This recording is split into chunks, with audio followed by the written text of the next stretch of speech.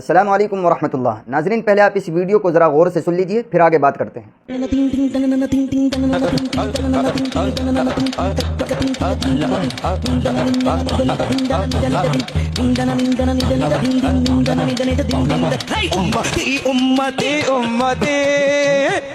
جی ناظرین، آپ نے اس ویڈیو کو سنا۔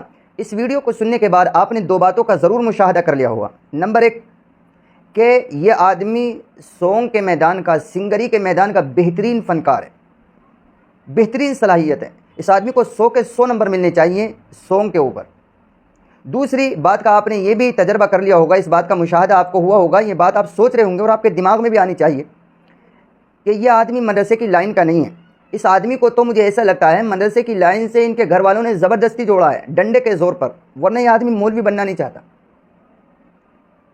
یہ تو کسی اور میدان میں جانا چاہتا ہوگا، لیکن گھر والوں نے، ماں باپ نے زبردستی کہ نہیں تجھے مولوی بننا ہے، جیسے کہ آج کل بھی بہت سارے بچوں کے ساتھ ایسا ہوتا ہے، تو یہ بیچارہ مولوی بن گیا، پتہ نہیں بنا بھی نہیں بنا، بہرحال چونکہ یہ تقریر کرنے کے لیے غالباً آیا ہوا ہے تو چلو مولوی کہہ لو، تو یہ آدمی جو ہے مولوی بن گیا۔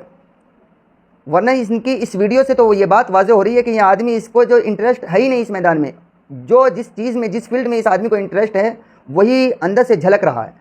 کیونکہ وہ مثال مشہور ہے نا، کہتے ہیں کہ پتیلی میں سے، ہانڈی میں جو ہوتا ہے وہی نکلتا ہے۔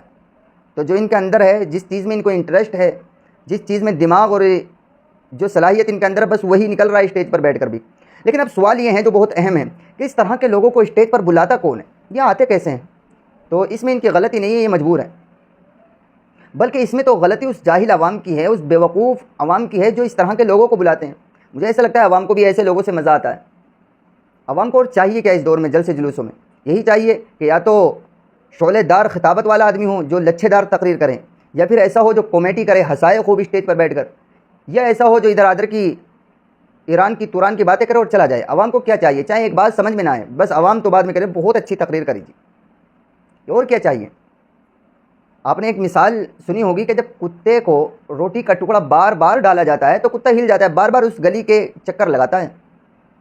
ایسے ہی مثال ان کی سمجھیے کہ جب انہیں بار بار لفافے کا ٹکڑا دیا جاتا ہے تو یہ بھی ہل جاتے ہیں۔ اگر کتے کے پیچھے ڈنڈا لے کر ایک مرتبہ دوڑ دیا جائے، بھاگا جائے، تو کتا پھر اس گلی کے راستے بھی بھول جاتا ہے، اس گلی کو ہی بھول جاتا ہے۔ ایسے ہی اگر عوام ایک مرتبہ ڈنڈا لے کر اپنے ہاتھوں میں ان کے پیچھے پڑ جائے نا، تو یہ جلسے جلوس کا راستہ ہمیشہ کے لیے بھول جائیں گے، اور یہ جو ناٹک کر رہے ہیں اسٹیج پر بیٹھ کر، یہ سونگ بجا رہے ہیں، یہ ان کے دماغ میں بالکل نہیں آئے گا، بلکہ یہ جس فیلڈ کے ہیں اسی فیلڈ میں چلے جائیں گے ہمیشہ کے لیے۔